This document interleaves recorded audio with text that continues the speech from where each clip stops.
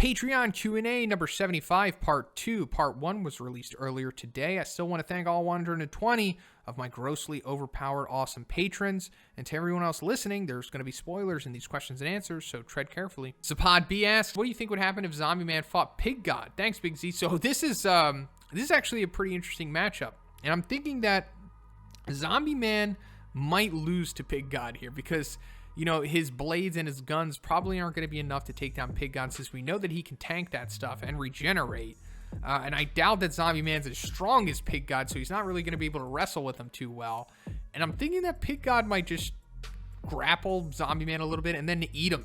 And then I doubt that his regeneration is going to allow him to survive Pig God's digestion, since not even the evil natural water could survive that. So I'm thinking Pig God wins this one. After reading the last chapter, I am left with one burning question. Do you think the disaster level of the invisible monster in the chapter was? Personally, I think the fact that it survived King Present is pushing it to at least High Dragon.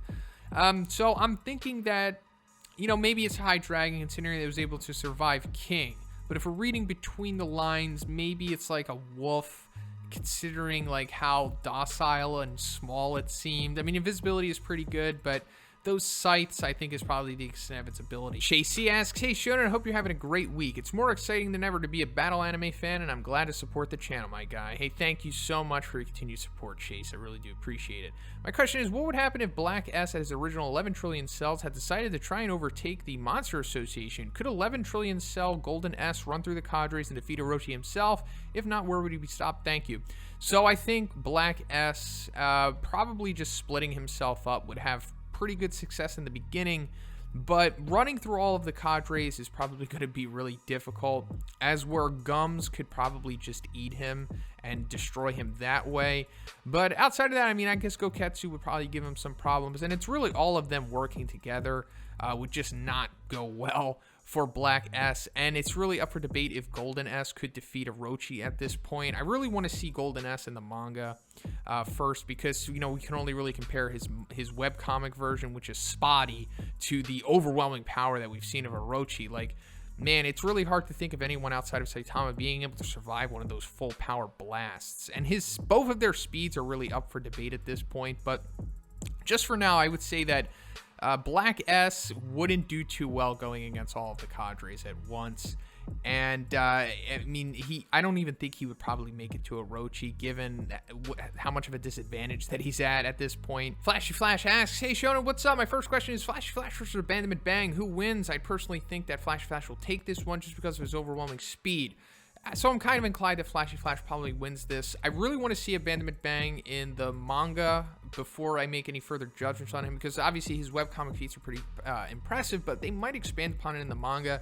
Really want to be able to see if somebody like on that level could keep up with Flashy Flash. Like, are his reflexes quick enough to be able to keep up with him? I think they are. I mean, the OVA where he plays that card game with Saitama, I'm pretty sure that was authorized by one, meaning that like he was cool with Bang being way faster than Saitama due to his like skillful reflexes. So if that is true and we're bumping that up to the abandonment level, I assume that somebody like that would be able to, you know, defend against Flashy Flash the way that like Darkshine was defending against Feral Garo. But I don't know, we'll have to wait and see. But just for now, I'll say Flashy Flash probably takes it.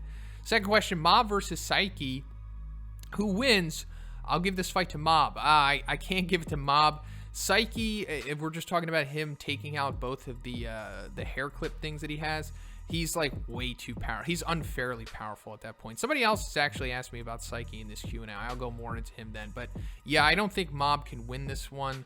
Granted, I haven't finished Mob Psycho, but I think even if he were to have control over his question mark unknown form, it still probably wouldn't be enough to take on full powered Psyche. Hey, my question, what are All Might's smashes?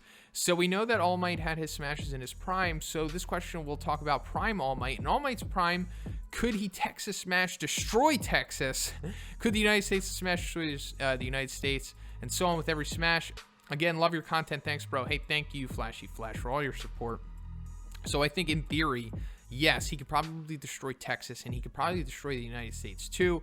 I know this is a huge leap, and we're being extremely generous, but I did break down All Might, and I did try to figure out how he was in his prime. And given what we've seen and just theoretically how powerful he could have been at that point, you know, if we're just comparing it to his severely nerfed forms and the crazy feats that he has there, if he really wanted to, he probably could generate enough power to be able to destroy a state and even a country if he was pushed that point in his absolute prime. I think it's possible. Joe D asks, hey Z, super happy to upgrade my membership here for a chance to ask more questions. This is my favorite perk on Patreon and the only channel I paid to support. I follow a lot of battle anime YouTubers, but you're the strongest by far. Hey, thanks, Joe. You are too kind, and I really appreciate you upping your patronage, my friend, so thank you again. Question 1, who consider the main character of One Punch Man? I know at first it seems like it would be obviously Saitama, but the other characters like Garo get way more screen time and even more character development than Saitama at this point in the story. Saitama is clearly the hero of the story, but is the main character, or would it be Janus, Garo, or even, dare I say it, Blast? Curious to hear your thoughts. So yeah, on the surface, Saitama is definitely the main character, but the way that one crafts the story is, I think, a good reason why we all enjoy it so much, because it's so different. It is about Saitama, but it's more so about the world that Saitama lives in. That was the first real big thing that came to me when I first watched One Punch Man, because I didn't have a good understanding of the series. I was kind of thrown off by it at first when I heard about it. I was like, that kind of sounds boring. A character who just one punches everyone and is at the peak of power, no one's comes close to him. And then when I actually watched it, I was like, oh, it's about the world that he lives in. So Garo is definitely the main character at one point in this story. He definitely trades with Saitama, but I don't think it's always probably going to be that way.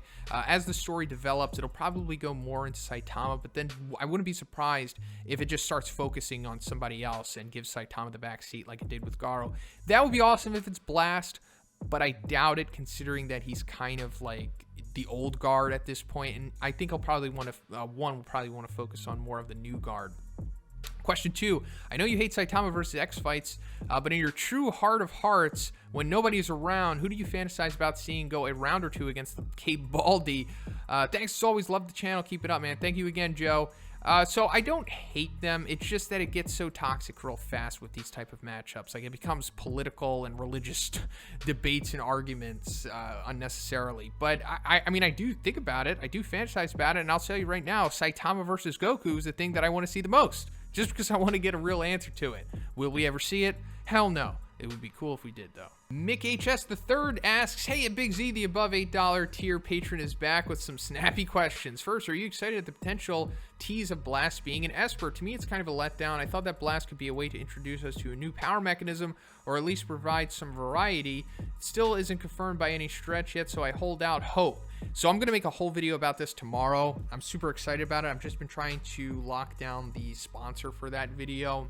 But I don't want to say too much here, but I will say that, yes, I do think that what you're saying is very likely here, but I wouldn't just say that he's just a cut and dry Esper. It could be something more. Like I said, I'm going to talk about it in detail in tomorrow's video. If Blast is introduced as disaster level god, does that mean that maybe he is in the same in tier scale, like low, mid, high? And it's teasing that maybe Saitama versus God will be an above God versus above God fight, or if above God stays consistent with the relative power increases, would Saitama not even be above God? Regardless, I think One and Murata have finished the storyboard for the rest of the next couple of arcs, and I am beyond pumped for the content coming our way from both you and them. Hey, thank you, Mick. So I'm unsure how far into the story they finished. I know that one said that has the beginning and the end figured out, and he's just filling in the middle. But I think that, yeah, there's definitely a low, mid, high god thing. It could be argued that Meteoric Burst Boros is like a low god, possibly, even though, you know, it hasn't been confirmed or anything like that. But I think that's probably a good starting point for God, is Meteoric Burst Boros. And then maybe Blast, if he is god level. I mean, I don't think it's going to say disaster level god in like a narration box when Blast is introduced. I highly doubt we'll get that on him. I think it's more so going to be implied that he's on the level of strength, that what that could be. I think that's more than likely than ever. But you know, if there is low, mid, high, I would like it so that Meteoric Burst is low, Blast is mid, and then God himself is a high god. And I still stick with Saitama being above God for sure. Mr. Awesome asks, hey Shauna, what's up? My first question is, how powerful do you think Daedric Janus would be if the parts were made and plated in the real Daedric armor? I know that durability has always been one of Janus' shortcomings, and I think that it could be a great boost to that. but on the other hand, the additional weight could be a hindrance. So I'm really unclear how powerful Daedric armor would be in the One Punch Man world, because I'm really unclear how strong it is in the actual Skyrim world. I mean, I know it's like the best armor that you can get, but you know, like how strong is that in correlation to like the super high durability of like dragon level guys in One Punch Man? I mean, if it is stronger, that would be awesome. It would definitely put Janus like certified dragon level durability. And then I don't think the weight would be a hindrance, considering that Janus is, you know, super strong. I mean, we saw him carrying pretty much the whole entire support team on his back and running like super fast at the same time. So I don't think that would hold him down. I'd have to look more into the Daedric armor, honestly. The next question is, how powerful do you think Muscular could be if he took Biceps King? Do you think it would just make him a solid high dragon, or do you think that he could use it in consensus with his quirk and become crazy strong? Not to say Beefcake wasn't crazy strong, but you know what I mean. Anyway, Big Z, hope you had a good week. You rock. Hey, thank you, Mr. Awesome. I hope you have too. So I'm going to take a guess, say Muscular, using his quirk, of course, is probably stronger than Beefcake as a human. So if he were to take the Biceps King, it would just make him stronger than what Beefcake was. So, like, above Dragon already. I don't think he's going to be a god, even if he did use that, his muscle enhancing quirk on top of him being in the Bicep King form. But I think above Dragon is a good place to put him. Being God, I think, would be too generous. Paxton D asks, hey, Shauna, hope you're doing well, man. I don't think I said congrats on your 50K yet. I'm happy to be one of the earliest supporters on your channel. You're growing pretty fast and your content keeps getting better. Well done. Hey, thanks as always, Paxton. Your words are too kind. After the last chapter, I have so much more respect for Darkshine now. He's become one of my favorites. Even though I've read the webcomic, I knew what would happen. He was just so much cooler in the manga. So my question is, how do you think he'd go against all of the cadres if he ran into them?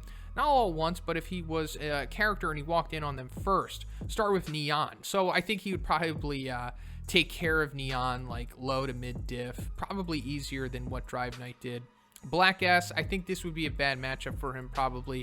I think Black S has the potential to overwhelm him. Gums, he would probably beat Gums, similar to Neon. Homeless Emperor, he could probably low diff him, just walk straight through his blasts and just like flick him and make him explode or something. Evil Natural Water, I'm not sure if he'd be able to defeat this Evil Natural. Maybe Evil Natural would like overcome him, possibly. Fear Ugly, pretty sure Darkshine would take care of him, no problem. Psychos, if she drank the elixir, she could probably put up a really good fight against him. But if she doesn't, I think he could probably defeat her by, out-muscling her Esper abilities.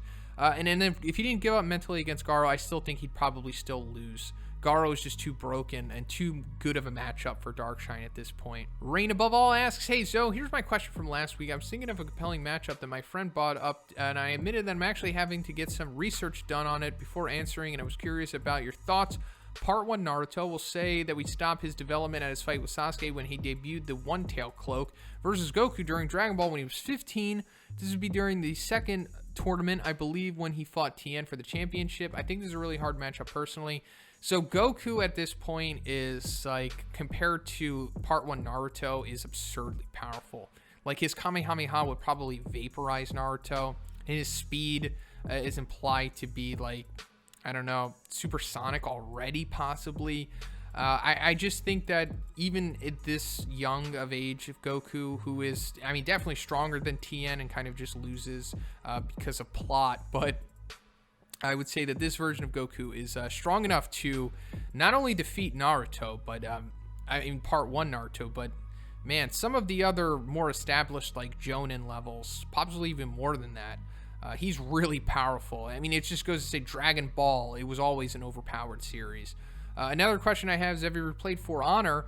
If you have, what do you think of it? I think it would be pretty fun to be able to play some games with you. Hope your Valentine's weekend was good, and obviously have a great rest of your week as well. Hey, thank you, Rain Above All. You too.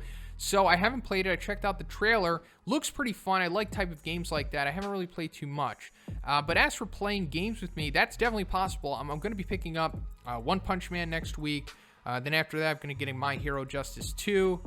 and then One Piece Pirate Warriors 4, and I'm going to be playing them on the channel, so you definitely have a chance to play with me on those games for sure. ShadowBatX asks, hello again, Shauna, aka the one who should not be named. Beautiful day, don't you think? I had a negative 150% faith in you that Orochi would come back, but supported you regardless, and because I doubted you, I'm sorry.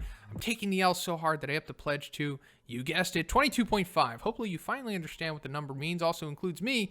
I still love you, but you can interpret that in any way you want.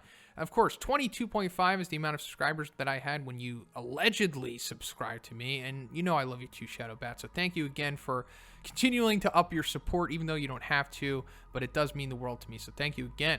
So what do you think will happen to Orochi in the story now that he's back? I first thought that he can help Psychos, but I don't think so. So in earlier chapters, Psychos did say that she brainwashed Orochi, which is why he did everything she said.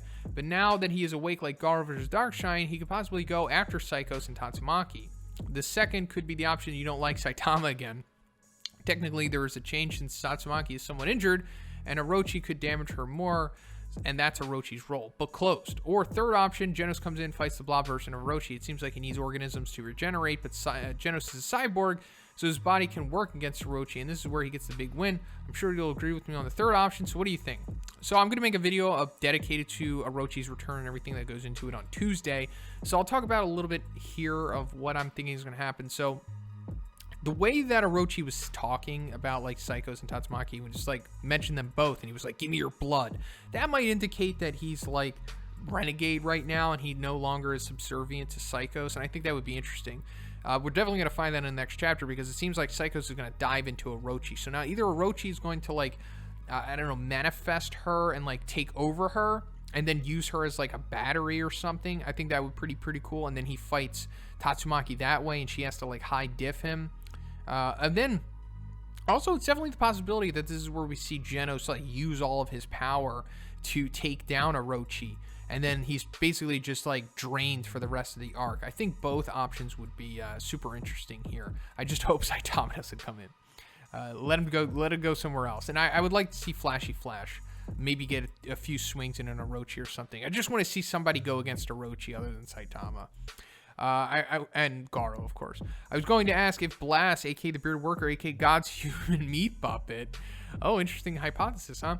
You should make a video about it. Anyways, I was going to ask if powers were only Espers, which is why he rules over Espers, but one of Murata answered that for me. So my question is, do you think Blast Esper's powers could have evolved into fourth dimensional powers? If you remember my old question about God breaking his limiter, I said that his powers could have been Espers that transformed because there was a connection between the third eye and God. Also, Blast has it extremely powerful because he's the #1 hero and has to be stronger than the big three when he is finally introduced. So do you think he could have fourth dimensional powers? Anyways, have a great week. Use my donation to get a nice meal. Why not?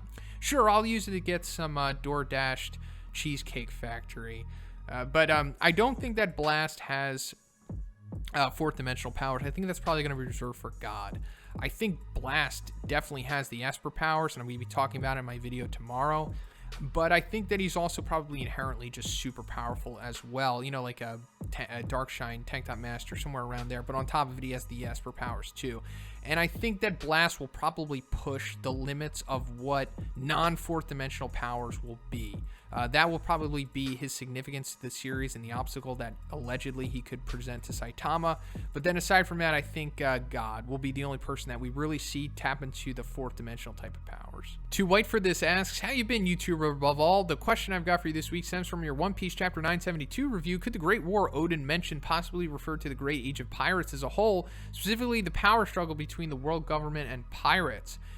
So it could. I think this is definitely open-ended, but I think this is more so lining up with what Whitebeard was talking about at the end of Marineford, when he's like, in a few years' time, I forget the exact thing that he says. I don't think he says 2 years, but like he says in a little bit, there's going to be a huge war that shakes the world when the One Piece is found.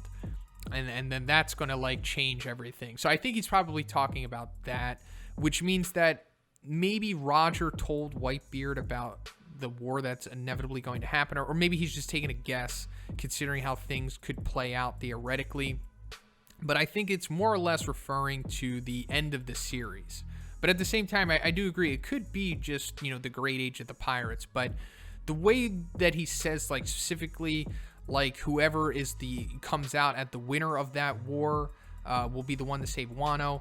So I'm thinking that he's definitely talking about Luffy in the Battle of Laugh Tale. Tempest asks, all right, Shonen, I hope you're having yet another great week. My question this time around, Yato from Noragami, what would his disaster level be, and who would he match up with from One Punch Man?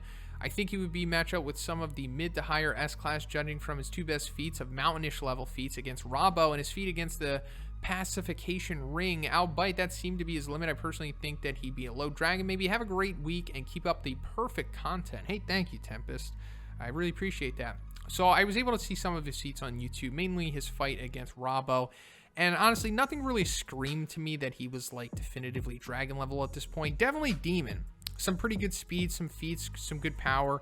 The mountain-esh level feats, I would say more so it's like the explosion and debris coming off of it is really making that seem grander than it actually is. I think it's definitely something that like Janus could replicate maybe. So I think he probably match up well with like Janus, Sonic, guys like that. But higher S-class, I don't think he's there.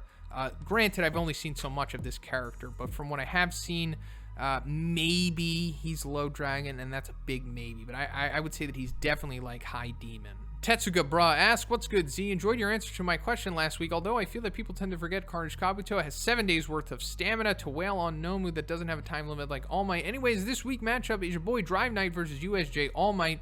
Let's say Drive Knight takes a contract for All Might's head and also wants to use him for research. So what happens if Drive Knight corners him while he's on a walk in the park at night or something and comes fully prepped like he was for Neon?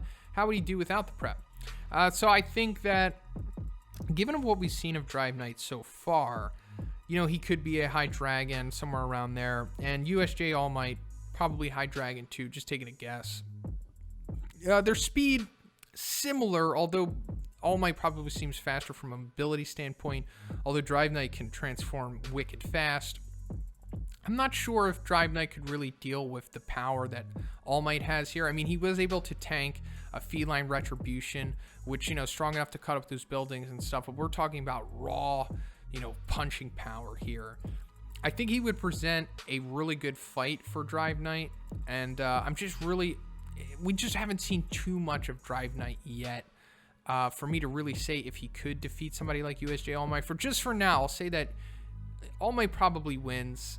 Just taking a guess, of course. Even if Drive Knight did come prepared, he would certainly present him with a serious test. But, man, I just don't see Drive Knight winning for some reason. Maybe I'm a little too biased towards All Might, but I am really trying to think through, like, Drive Knight, you know, trying to win this one, which he could in theory. Second question is, do you think Tario could have a dollar store version of King's Meta Luck ability? Maybe his power awakening comes from the bald spot, like you theorized King comes from his scar. Saitama saved Tario in the bonus chapter when he fought the personification of the light cord and gave him a little chop to the head. Maybe that's where the bald spot comes from. Garo is definitely Tario's stand, but he has been saved by Saitama. G5 unintentionally with the Great Food Tub, Atomic Samurai from Black S, and even King from the base flip. I've had a theory for a long time, and I'm glad to finally put it in the words. So it's possible. I never really thought about it. I mainly just thought that Tario was surviving just because he was a child. And he needed to survive. Like, nothing really bad happened to him because, you know, the One Punch Man is in that type of series. But it is possible. I mean, he does have, you know, similar things going on for him. Like, he is running in the Saitama. He is running in the King. He is surviving things that he shouldn't survive, like the G5 incident, stuff like that. So, maybe. I mean, we'll have to see developments on his character, but I like where your theory's going with this. Water Bottle asks, hey, Shonen, what's the power multiplier of wearing a tank top? I imagine it's around Super Saiyan Blue Kaioken times 20, but I could be lowballing it. So I would say that the tank top is probably more so of like a utility type of thing rather than just a power multiplier or a buff or a transformation or something like that. At least the way that Tank Top Master considers it to be. So I would say it's probably doing a disservice saying that it's like just the equivalent of Goku using Super Saiyan Blue Kaioken times 20. I would say that it's more similar to like him using Ultra Instinct. Like, it's not necessarily like you put this on and you become so much more powerful, but it allows you to become as powerful as you need to be or as powerful as you could in order to do things that you normally wouldn't be able to achieve without it on, like moving better, thinking better, developing better techniques. So like Ultra Instinct, I know that it has the label of it just being this silver form for Goku that makes him stronger than Jiren, but We're just talking about Ultra Instinct at its base level, you know, thinking, moving without thinking, basically being untouchable. I would say that the tank top is similar to that. The one above all patrons, Wolf Pup asks, Shonen, give me a high five. I was right about Orochi coming back, but in a weaker version. So my question is, will we see Flashy Flash and Tatsumaki team up against Monster Orochi, or Flashy Flash 1v1 weak version Orochi? So I'm thinking that maybe we'll get a little bit of both. I'm going to make an entire video dedicated to Orochi and him coming back and all that stuff on Tuesday. But for now, I'll say that I do think that we're going to see, for sure, Tatsumaki take on Tatsumaki take on Orochi. And then after that, we might see Flashy Flash fight him for a little bit. At the minimum, I think Flashy Flash is going to fight against his dragons, because that kind of lines up into what Juan and Murata were talking about. So I think it's more likely that it's going to be heavily Tatsumaki versus Orochi rather than Flashy Flash taking him on by himself. My second question is, in all honesty, do you think Janus will use his 10-second Kamehameha Blast? I believe that he'll use it on Orochi. I'm sure of it. Hopefully. Thanks a million. I hope he does. I think that would be really cool, and that would be fitting for Janus to finally have his huge, massive win. Like if he just used all of his power to just take out Orochi, and then he's pretty much done for the rest of the arc. I think that would be fitting, because he doesn't really, have any redeeming feats in the webcomic like we know. And you could just basically retcon all of the stuff that he does, which basically Murata and One have already done. They've retconned Janus for this entire arc, so just continue to retcon him in order for him to take out Orochi, and then I think that's more than enough for Janus and just his character arc in general. So that's pretty much it for the video today, guys. Once again, I want to thank all 120 of my awesome patrons. Guys, I love you so much. I can't thank you enough for all of the support that you give me. And if you would like to be next week's Q&A, just simply check out the Patreon. The $5 tier will give you access to this video. And if you haven't already, please subscribe as well. Have a great day, and I'll see you in the next one.